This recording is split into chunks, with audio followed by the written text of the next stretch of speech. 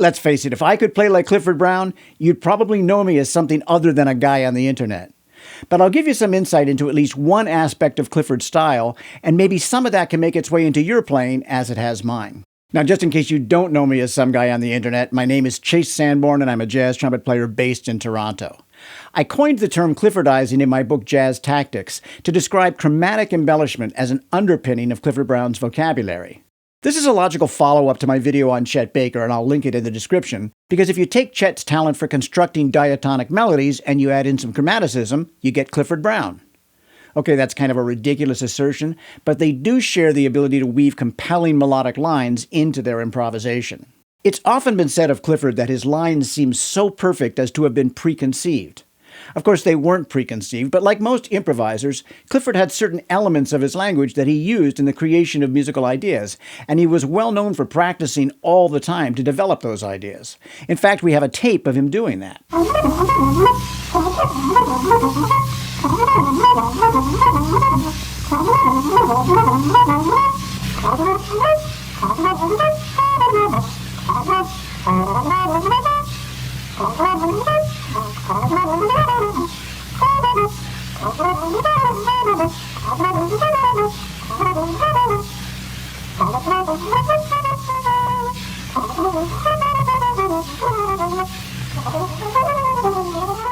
When you hear the way that Clifford takes an idea and then repeats it and extends it, you start to see how he developed the ability to play those long lines. There's no doubt that he had inherent musical gifts like Chet Baker did, but it's clear that he worked hard to be able to play the way that he did. Just his technical proficiency alone, you don't get that without many hours of practice on the trumpet, and I'm talking from many hours of experience. In terms of lifestyle and lifespan, Chet and Clifford couldn't be any more different. They were born a year apart, so they came up in the same musical time period. And of course, at that time, the jazz community was rife with drug abuse to which Chet and many others fell prey. Clifford was the exception who disproved the rule. As Sonny Rollins said, Clifford showed me that it was possible to live a good, clean life and still be a good jazz musician. While it's brutally unfair that such an exceptional human being was snatched from the earth so early in his career, and despite the fact that he died in his mid-20s, Clifford's impact in the pantheon of jazz trumpet players is strongly felt even today, nearly 70 years after his death. The accident that took Clifford's life happened just several months before I was born, so now you know how long I've been trying to follow his example.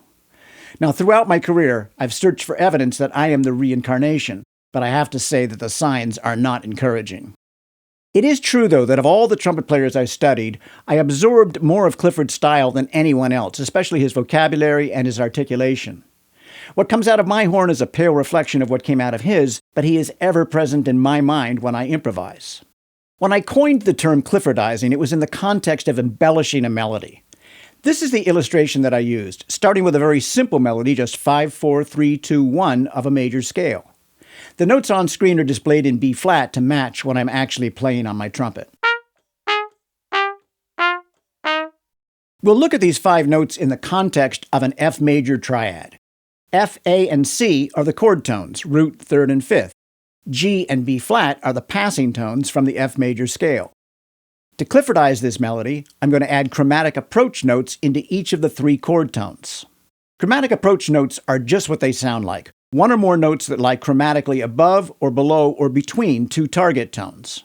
For the first target note, which is C, I approach it with 2 chromatic notes from above. For the next target note, which is A, I approach it with 2 chromatic notes from below. For the last target note, which is F, I approach it from a half step above and a half step below.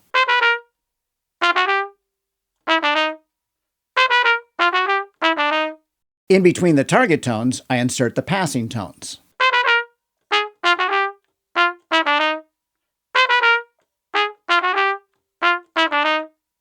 Now I string all of that together into a single 8th note line, and the melody has essentially been Cliffordized.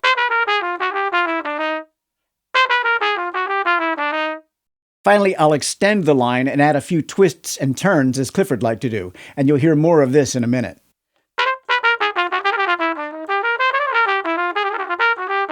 Now I'll take the concept of Cliffordizing a melody to a ridiculous length by imposing as many chromatic approach notes as possible on the melody of Twinkle, Twinkle, Little Star.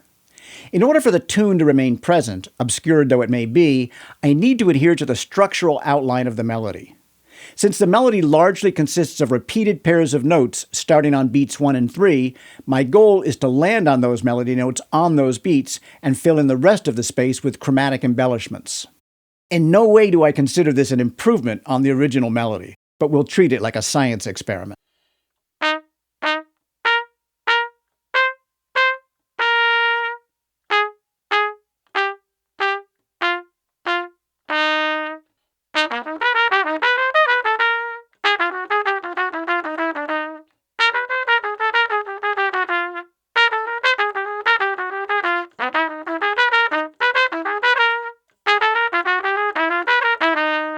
To demonstrate the techniques in a more musical and relevant context, I'll play you some examples from one of Clifford's solos.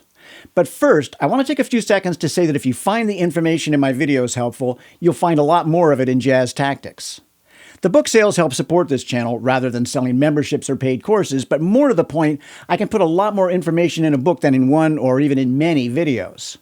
Plus, when you order from my website, you get a book signed by the author, so after I'm dead, it might be worth more than you paid for it. Might. Also, if you're serious about improving your improvisation or your trumpet skills, consider booking a lesson with me on Zoom. You're welcome to take one or more than one. The current record holder just surpassed 120 lessons, so shout out to Steve. But lots of people come in occasionally for a checkup or an assessment, and I'm cool with all of that. You can find out more and get in touch at chasesanborn.com, and the link's in the description. Here you're looking at a short phrase from one of Clifford's famous solos. But this is not exactly the way Clifford played it. I've taken out the chromatic embellishments, leaving only the diatonic notes. And if you can figure out what solo this is from based on this modified snippet, you're a true fan, and you should claim that title in the comments.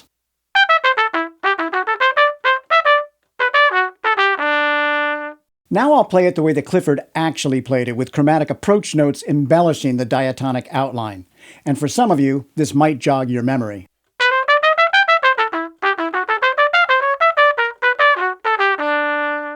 If you still don't know, I'll give you one more clue by playing along with the original recording.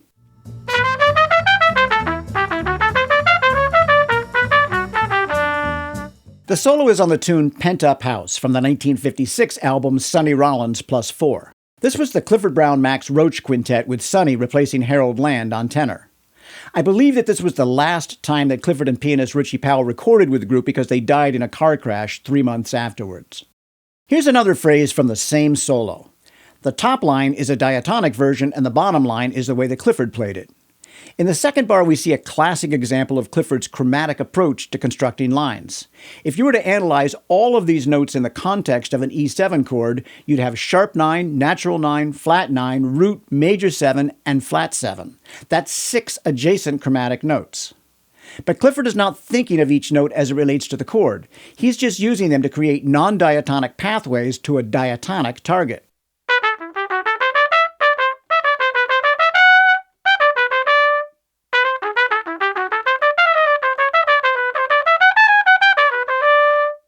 Here you're seeing those 4 bars as the lead-off to a 12-bar phrase. This is an example of the way that Clifford could weave long lines that sound perfectly conceived from beginning to end.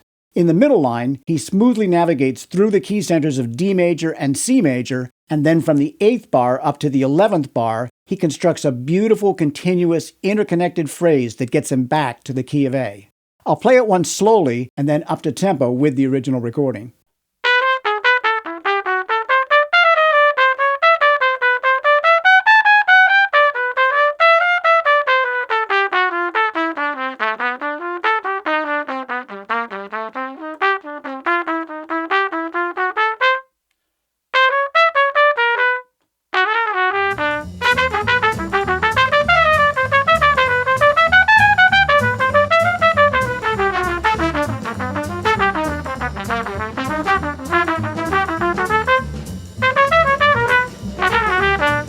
In this next example, we see 2 chromatic embellishments that are emblematic of Clifford's style.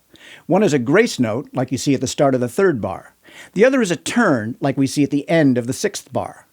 Both of these are techniques that jazz trumpet players often employ, but in the hands, or more accurately the fingers of Clifford, the grace notes and the turns are so smoothly integrated into the lines that they sound deceptively simple.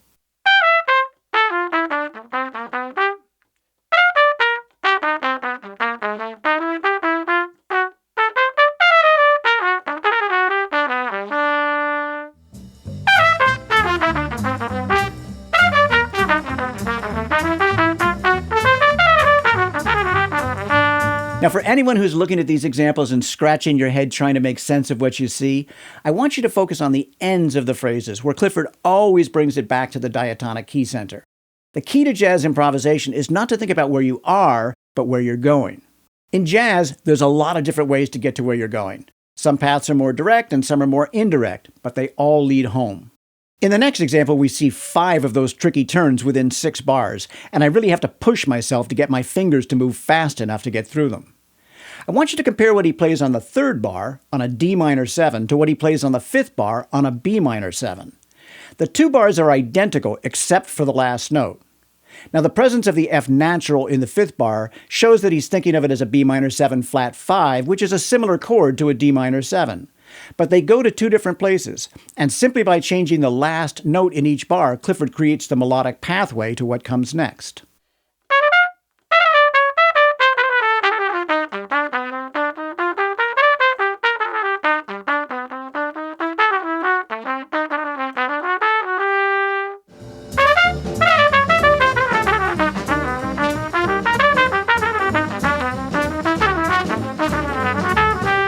This last example is my favorite, and the combination of grace notes and turns in rapid succession makes it really difficult to play. As I said, Clifford makes this sound effortless, but if we go back to the tapes of him practicing, you realize that it takes a lot of work to make something sound effortless. This is another example of an extended phrase that sounds from the beginning like he knew where he was going to wind up. After the ascending pickups at the start, the line follows a continuously descending outline, winding up on the downbeat of the A major chord at the start of the 3rd line.